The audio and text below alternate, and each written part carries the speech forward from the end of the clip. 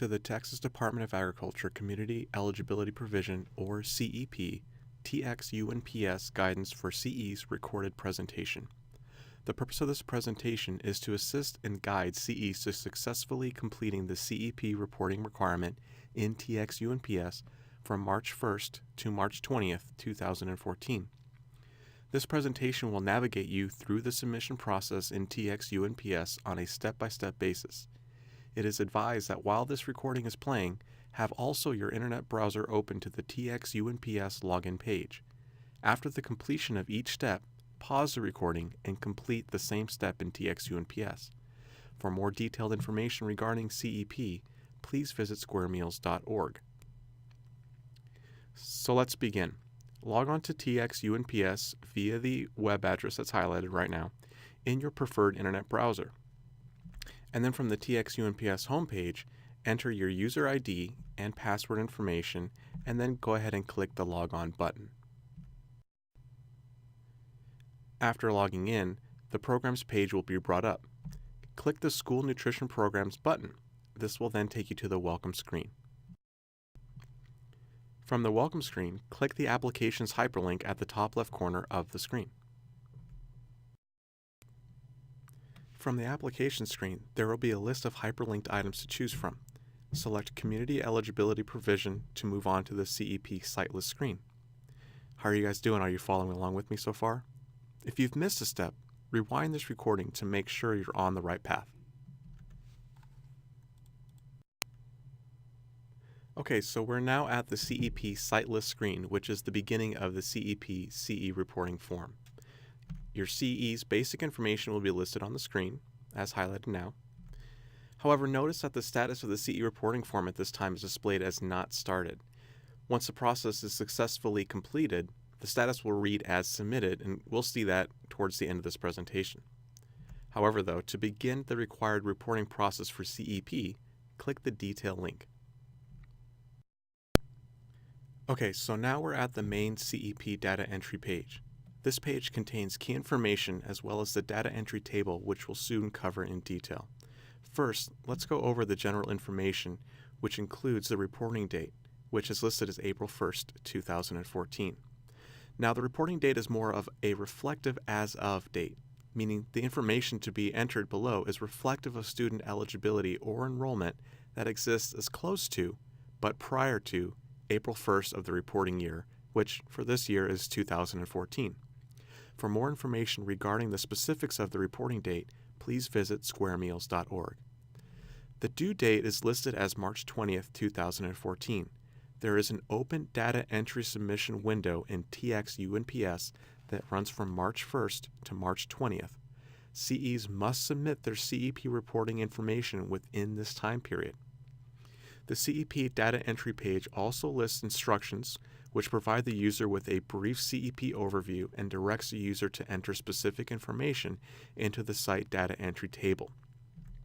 The site data entry table is where you'll enter the most recent number of identified students and enrollment for each site of the reporting date, which again is April 1st, 2014.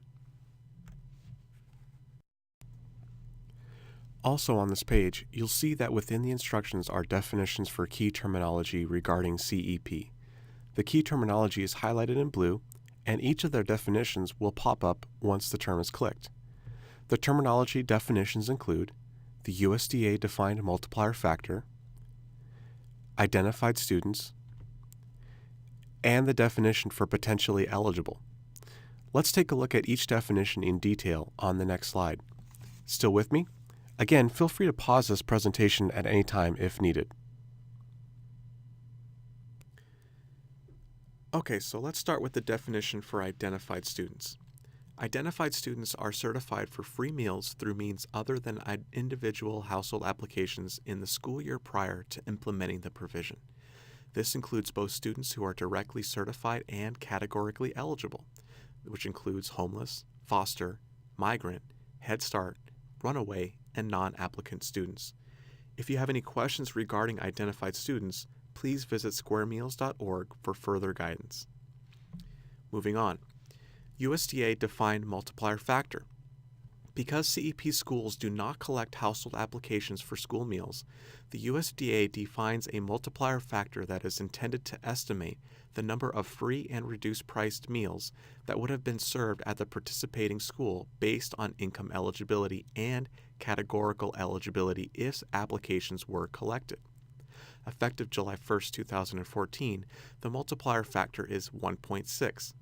Although the factor may change, schools receiving approval by the state to implement CEP on their S&P application packet are guaranteed the factor determined in the initial year for an entire 4-year cycle.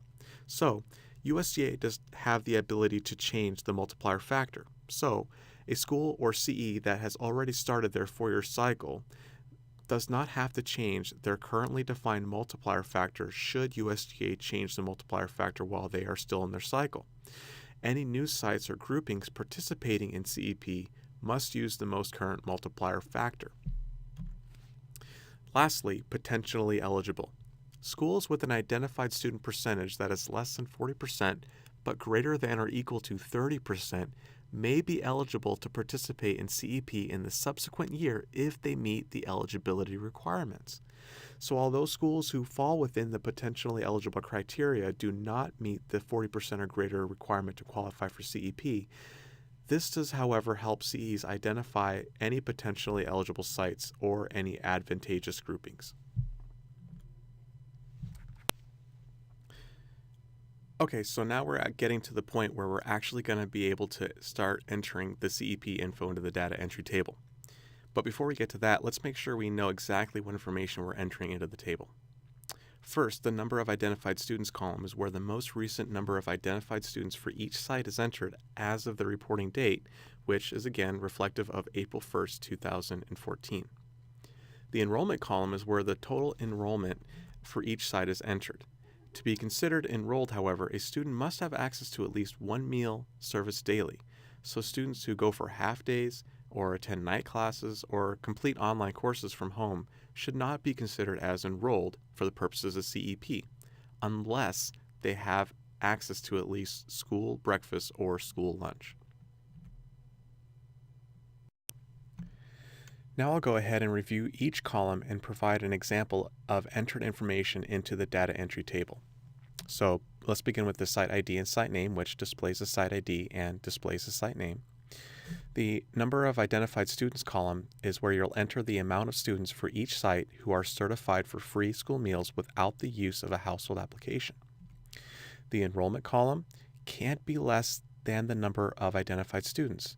So if Anytown Elementary has 5 identified students and only 1 entered for their enrollment, the table won't allow this to be entered because there shouldn't be more identified students than there are students enrolled for the school. The identified student percentage, the math for this column is automatically populated once the information for the identified student column and the enrollment column is entered. This column also does not round, and we'll cover an example of what this means in a moment.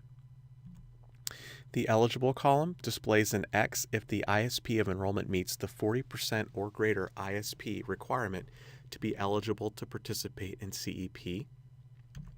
The potentially eligible column displays an X if the enrollment falls between 30 and 39.99%. An X is not displayed if the ISP of enrollment falls below 30%, meaning that if they're not considered to be eligible or potentially eligible, then there will be an X displaying in neither of those two columns. So let's do an example, starting with Anytown Elementary.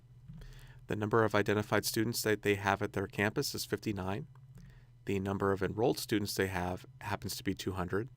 And once I enter those two amounts into those columns, the ISP will automatically populate for me. So in this case, Anytown Elementary has an ISP of 29.50%. Unfortunately, that does not meet the potentially eligible requirement of 30 to 39.99% or the eligible requirement of 40% and greater. So again, there happens to be an X not populating in either of those two columns. Moving on to Anytown High School. The number of identified students at the high school happens to be 200, and their enrollment is 600.